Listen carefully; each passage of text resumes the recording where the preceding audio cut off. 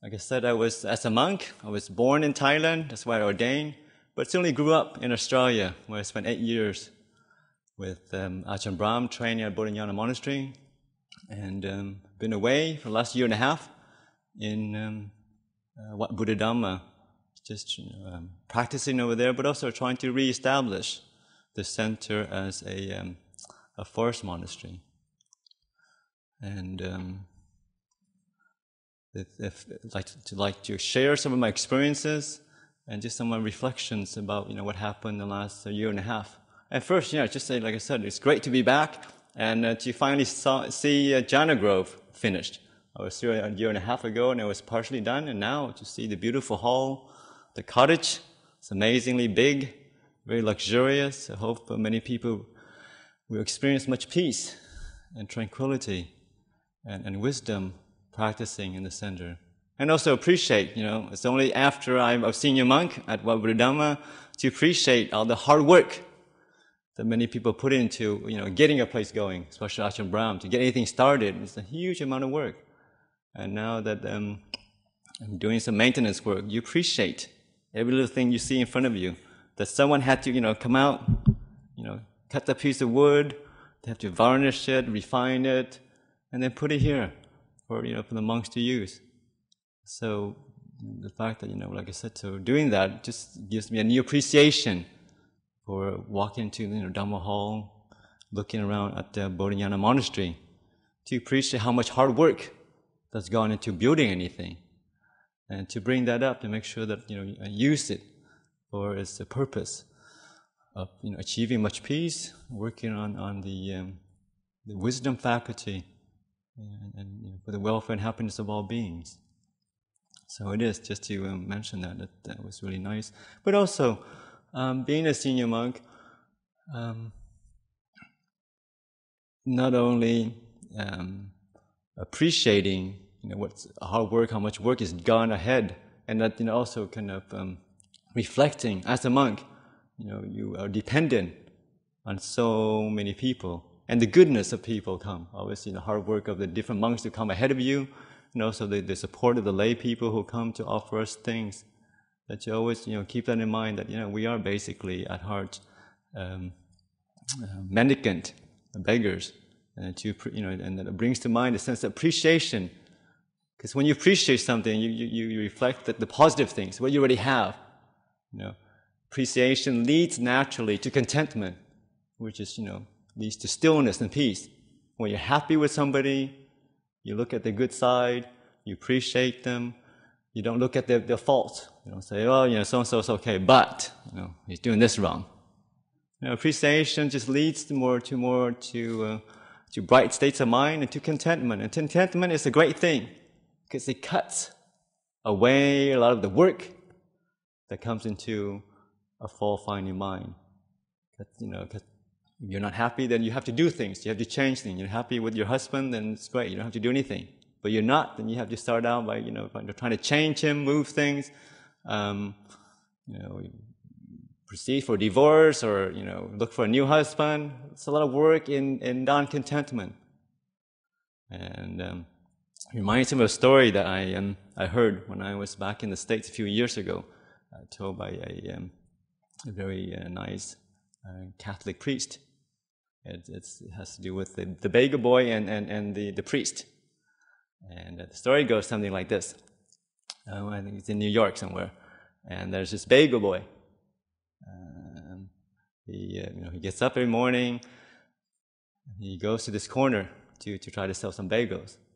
And there's a priest who lives not so far away from that corner. So every day he does this exercise. He runs, around the blocks a few times. And he sees this boy sitting there, trying to set up his stand. Very cold morning. And he's getting things ready, open up the thing. So he jogs down there first time, second time, then maybe third time around, he throws the boy 2 quarters and smiles to the boy and just waves and keeps on walking. The boy's like, okay, whatever. I thought maybe he'll come back and pick it up later once he finishes his exercise, but he never does. And this happens, he does it, I guess he sees the boy once a week or something. It happens for, a few weeks, a few months, and he never stops for his bagel. He stirs the 2 quarters, smiles, and waves. The boy waves back. It's like, okay, whatever. And then one day, as the priest was, jogging by the boy, again, he throws 2 quarters. And the boy really waved, stopped him.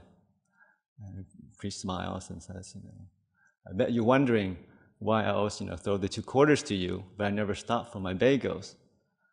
And the boy said, no, that's not why I stopped you. I just want to tell you that today the price of bagels has gone up to 60 cents. And that has to do with appreciation and contentment.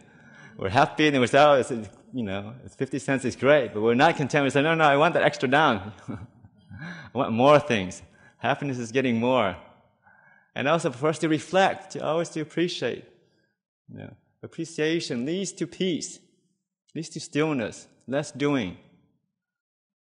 Anything the Buddha said, anything that leads to peace, to harmony, is teaching the Dhamma.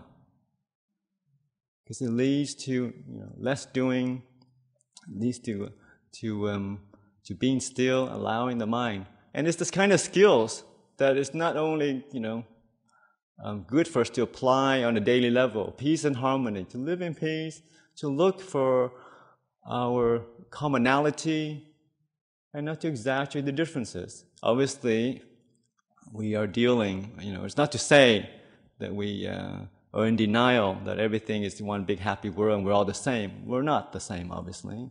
We have our own causes and conditions.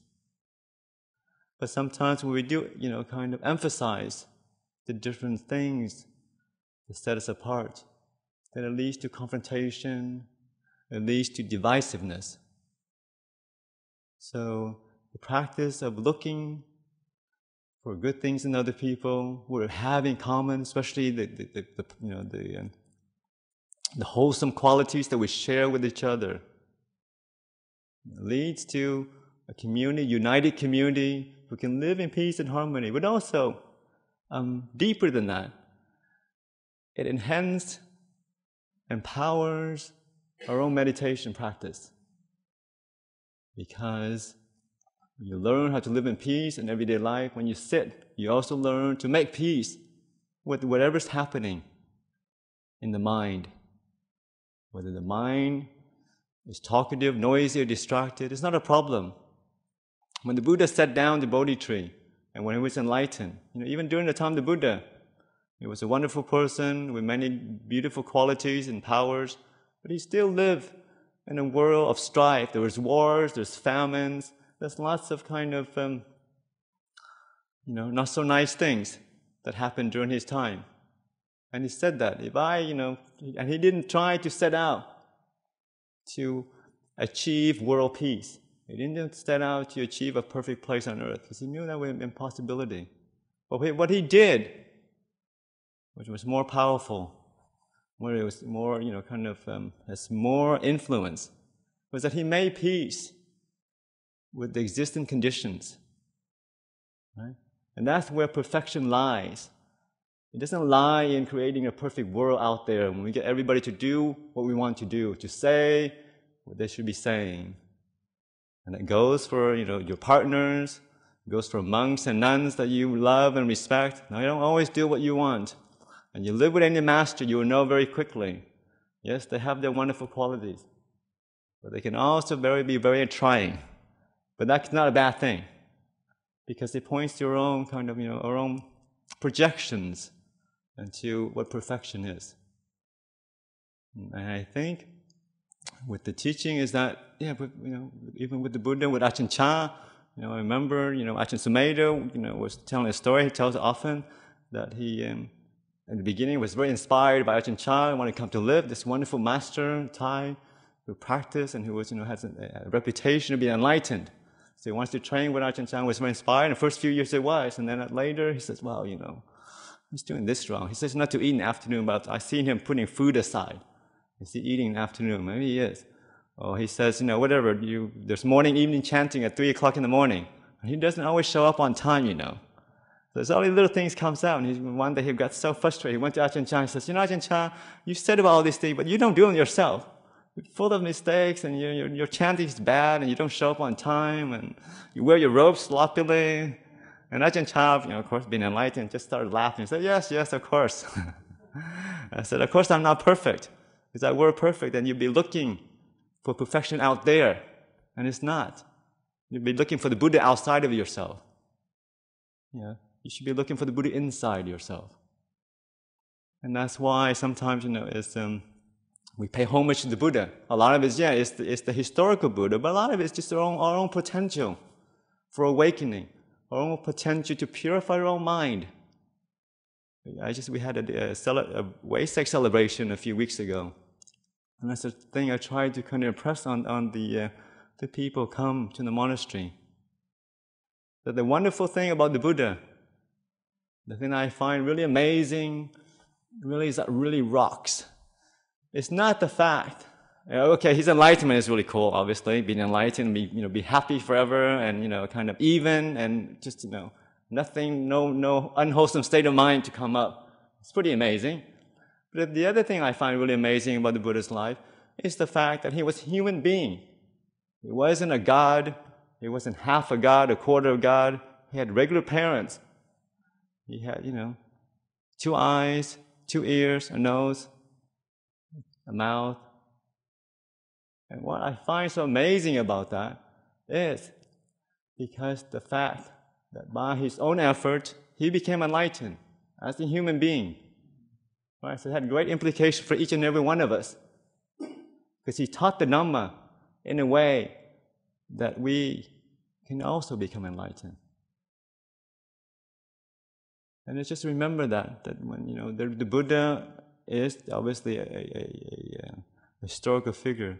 But also when we take refuge in the Buddha, we're also taking refuge in our own potential, inner potential to purify our own mind, to incline it towards wholesome states and away from unwholesome states. And that comes around by first, I find, from my own practice, it's gratitude and contentment. Gratitude for the hard work that's been done by, the elders in the Sangha, appreciating how much hard work Ajahn Brahm did to build up Bodhinyana Monastery, to build up a center, and to help support the nuns in Dhammasara, as well as to build up a jhana grove. And to know that's not easy.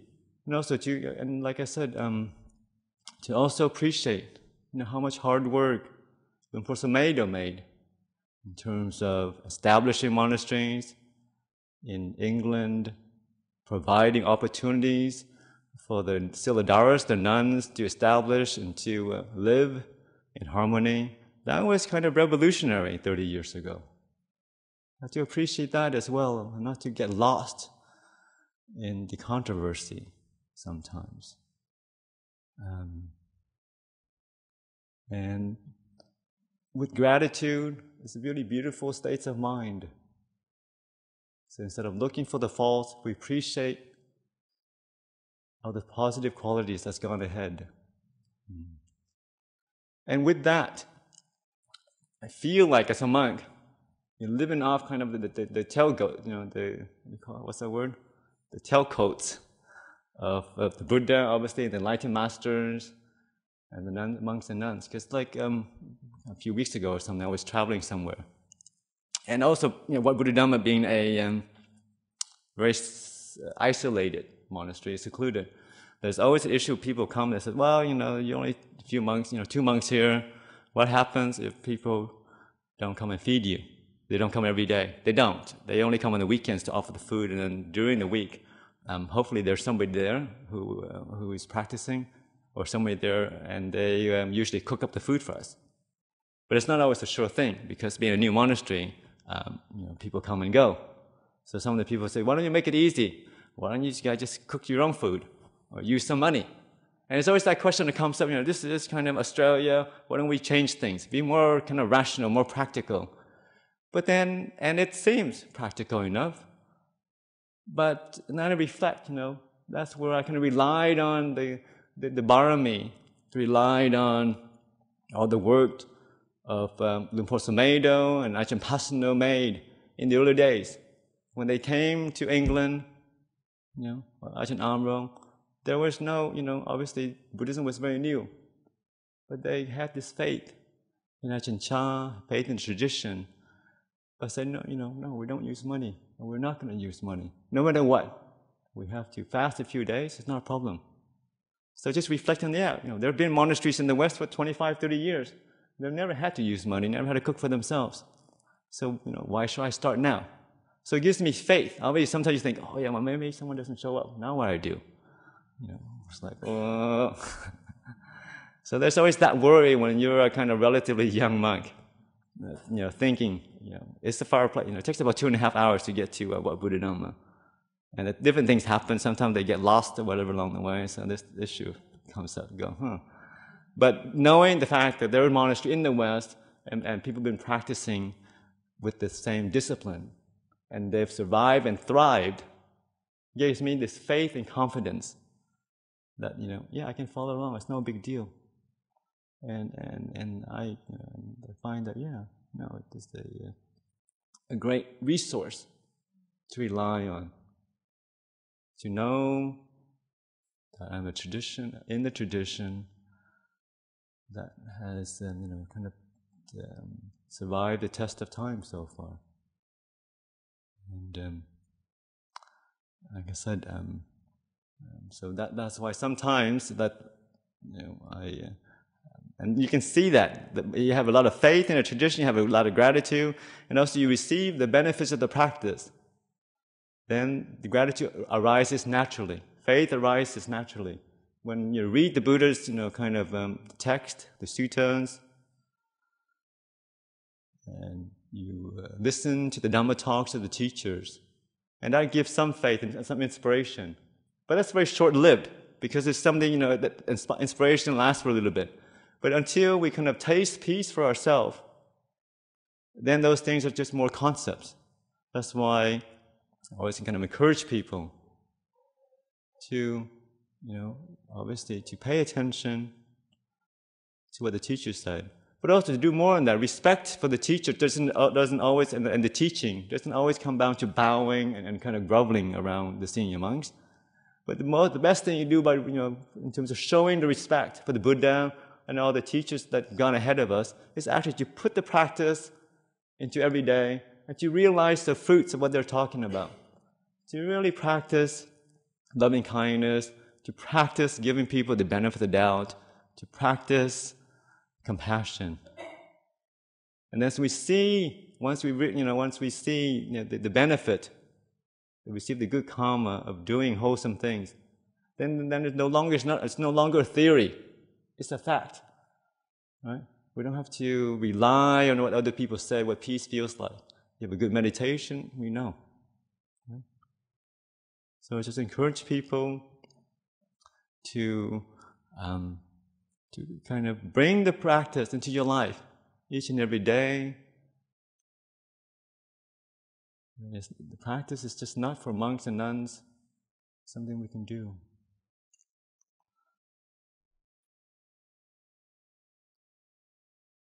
And also to encourage people, I don't know whether this is the right forum to address, but something that I guess is happening last few months, is that, whatever the external conditions outside is, just to go back to the basics. To always know that, like being an abbot and get very busy with kind of worldly activities. And sometimes we take the activities to be life. That's what life is about. And then but actually for myself, I find that actually it's only the time when we sit with ourselves, we pay attention to the present moment. One breath after another. That's where life is at. We're only really human being by being here, being in the present moment, appreciating what that feels like. Connecting, to our inner selves or inner non-selves as we're sitting here. we're moving around, we don't have mindfulness, then we're not really living. So just reflect on that. Everything else is shadow play. The pros and cons, whatever happens to the World Cup, whoever wins, whether you are for or against bhikkhuna ordination, and that comes and goes. But how is your practice? Are you suffering, and are you making efforts to decrease that suffering? Are you moving towards unity, peace, and harmony? Or are you advocating division? And just to bring it back to a practice. It's a practice of kindness, of compassion. Nothing else.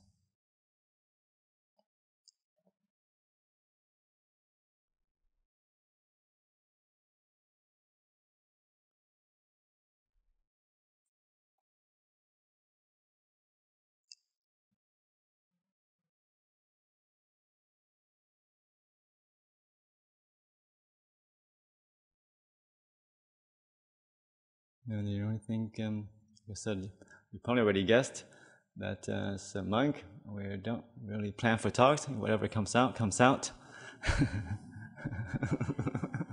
Sometimes it's good, sometimes it's less than desirable.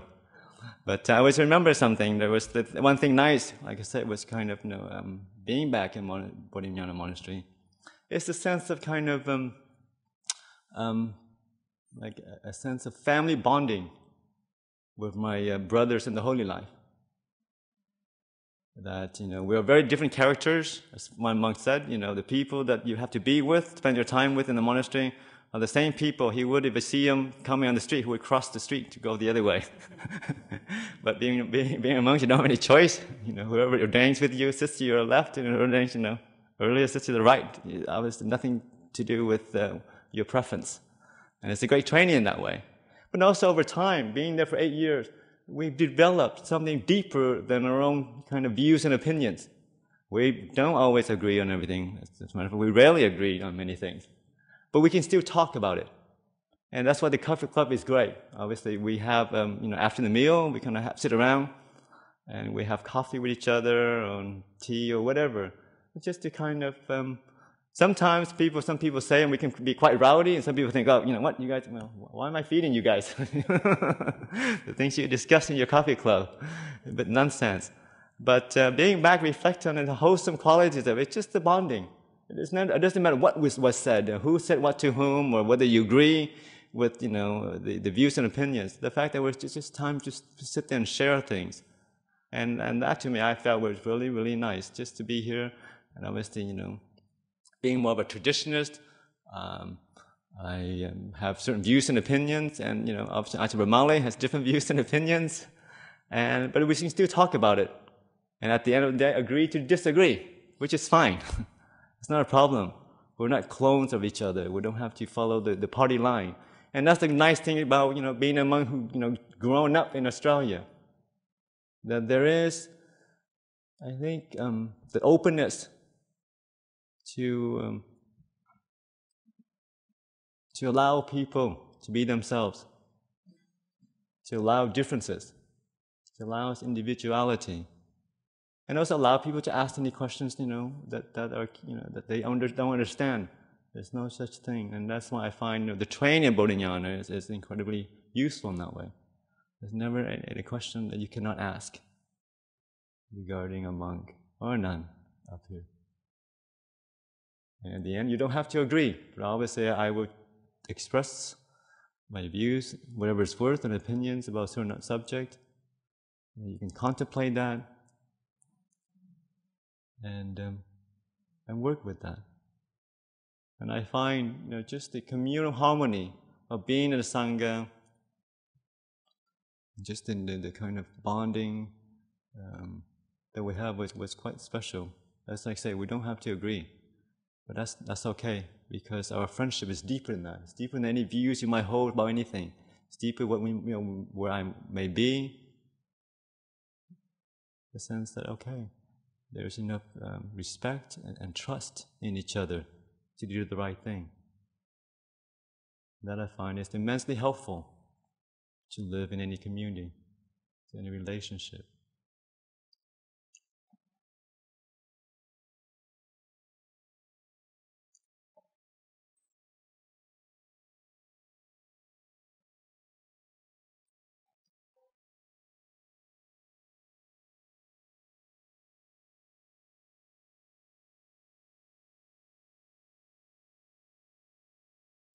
And the reflection I had, was saying earlier, in terms of contentment. Contentment, I find, is this great, sharp diamond sword that cuts away all the craving.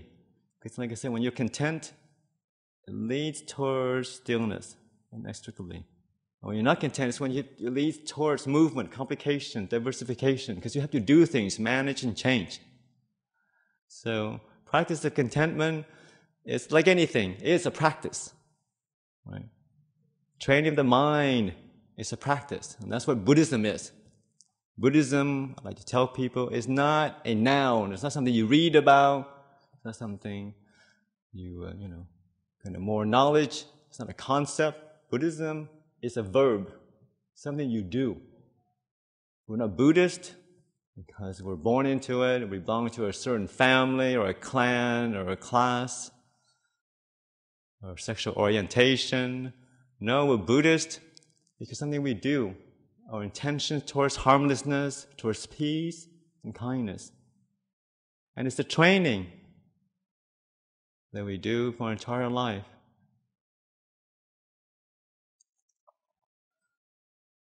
And to kind of keep that in mind, keep the reflection. Am I moving towards peace and harmony? Moving towards compassion? Or am I moving away from that? And to have this mindfulness, just to reflect, sometimes not to give yourself a hard time. Because sometimes we do I'm a Buddhist, and I have this terrible thought, evil. I shouldn't. You have to tell Ajahn Brahm, Ajahn Brahm, what should I do? What penance should I do? And he'll say, you just go 50 strokes of the cat. And so to accept, to bring mindfulness to say, okay, these thoughts I have are unwholesome, and that's fine, because I say, okay, I'm not enlightened, so I will have greed, anger, and delusion from time to time. And to accept that from time to time. But also to use whatever training you can, to allow to let that go. To kind of not engage in it, not pushing away, but not engaging in it as well. And then steering the mind slowly towards wholesome states. Towards forgiveness, giving people the benefit of the doubt. And it's something I encourage people, to do. And see for yourself. When you do wholesome things, what does that feel like? It always has mindfulness. When you do something unwholesome, you say something mean, you hurt somebody, hurt an animal, see what that feels like. Because once the mind knows what is happiness and what is suffering, then we're inclined towards happiness automatically. It's not something we have to do so much. Only initially there is some effort to be set up, some mindfulness. As you progress along the path, build up the wholesome habits, then the mind works on its own. So just to know there's conditioning. But initially we have to create the right condition. Like the Buddha said, Buddhism can be very complicated. It can get very technical. We have 4 meters worth of suttas for you to read. But the Buddha summed it down. And there's a beautiful plaque in that, in Dhammaloka. Buddhism really boils down to, right? Avoid evil actions, to do what is good, and to purify the mind. So just reflect it over. What am I doing? Am I avoiding evil? Am I continue to do good? And to train my mind in whatever ways I can. And the fact that the Buddha, I told you, was a human being, he did that. So, and then, by knowing enlightened monks and nuns who became enlightened through practicing the Buddhist teaching. It gives us great faith, gives me great faith and confidence. There's something that still can be done in this day and age. Each and every one of us. Through persistence,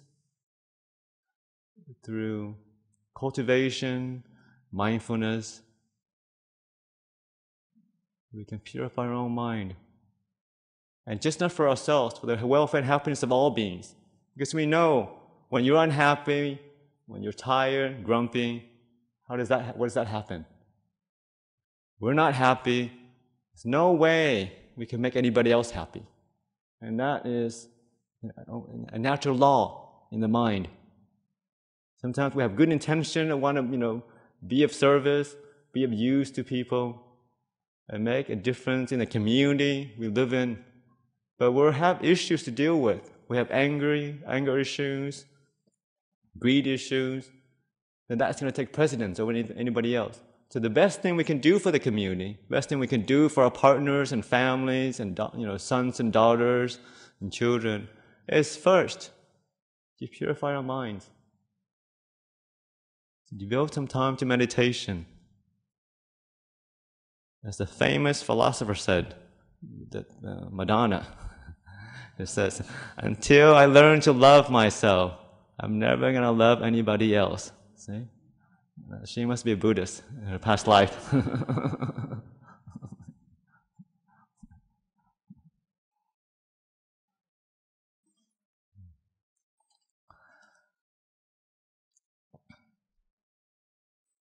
Like I said, there was the kind of reflections I offer you for tonight. I came, like I said, to give a talk and to offer some teachings, 9-day retreat, out of gratitude to Ajahn Brahm, who obviously gave me almost perfect conditions to train my mind in the Bodhiya Jnana Monastery for the last 8 years.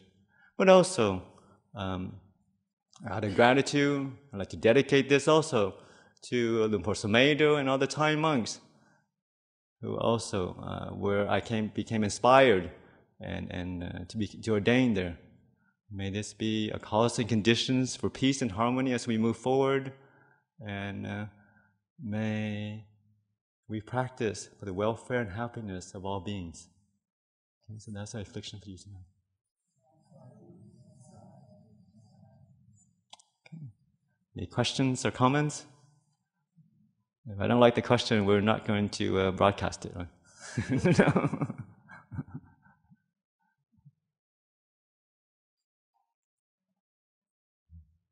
Yes?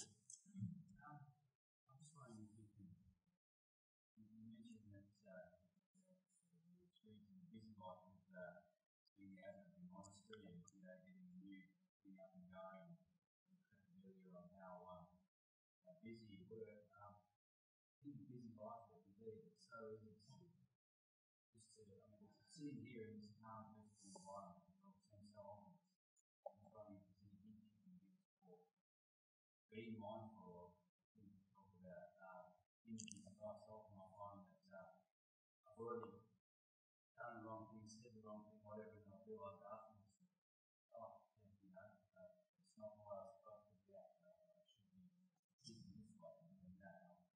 That's a more busy time. You find yourself in the same position, and what did you use to bring yourself back into the moment?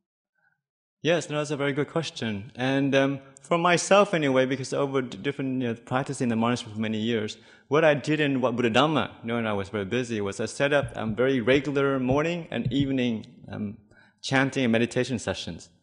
And then to set up, when I sit down, I set up, instead of, like I was telling you before, instead of thinking life is what I do outside of meditation. No, I set up my mindfulness to recognize that life is what I do during my meditation. Everything else is shadow play.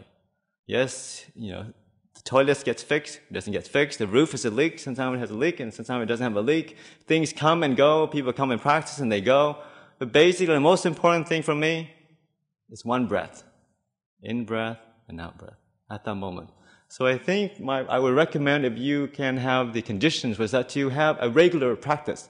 Something to really center the mind. And then also, what you find is that, yes, when you do sit down, the mind will not be peaceful. because, you've got responsibilities in the jobs and family. It will move. But that's still okay.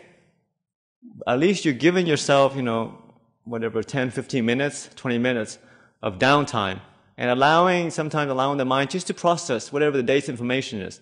Then you will be, I think, the mind has that chance to rest. It will kind of re-energize automatically and be brighter. And then, yes, you may be making a mistake, but at least the fact that you're recognizing after the fact that you made a mistake, that will program the mind. Okay, next time this situation, I will try to steer away from, this unwholesome state of mind. I will react more with kindness, with forgiveness, instead of reacting from anger or jealousy or hurt. But also to know that practice is gradual. And, just to allow yourself the time just to progress and not to expect to get, results very quickly. Yeah, there's a lady, like I said, we were teaching on Armadale a few years ago. And she was a regular attendant of every Tuesday night. We have this Armadale session. And she comes, almost every Tuesday. And then one day we had a sharing session, and she was saying that she comes very regularly, but not because her meditation was very peaceful or anything. She said there was not. When she sat down, it was all over the place, kind of digesting the day's events. She had a teenage daughter that, obviously kept her on her toes most of the time. And she said that, so her mind was quite busy when she sat down.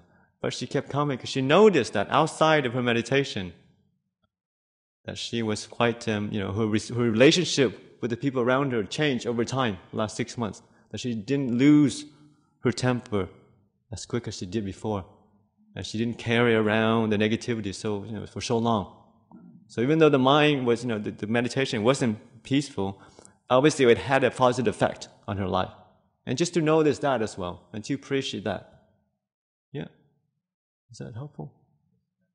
Okay.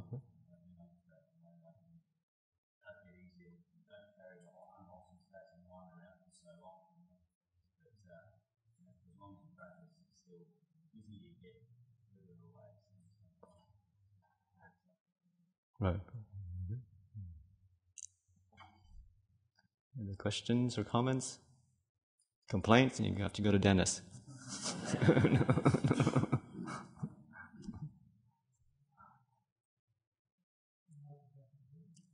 Yes?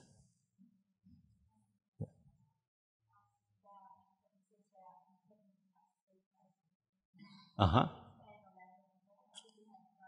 Mm-hmm.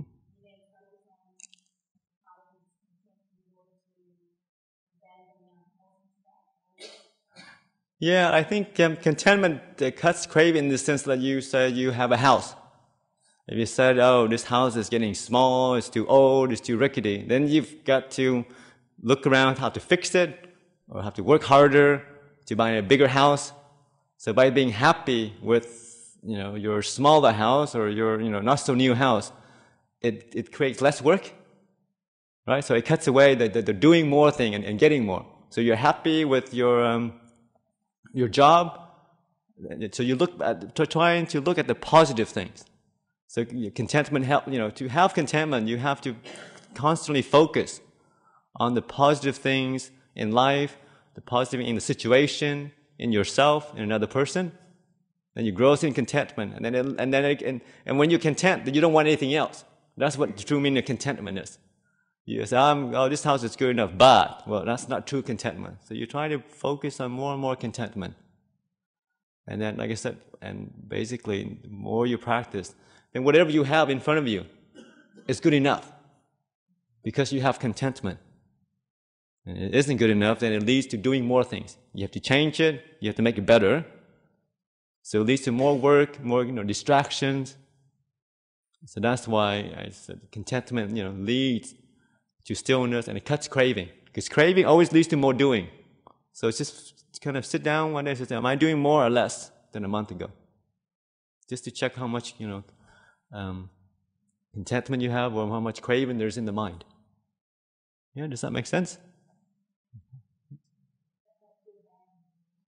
That's right. Let it go, and you're going to make peace with it.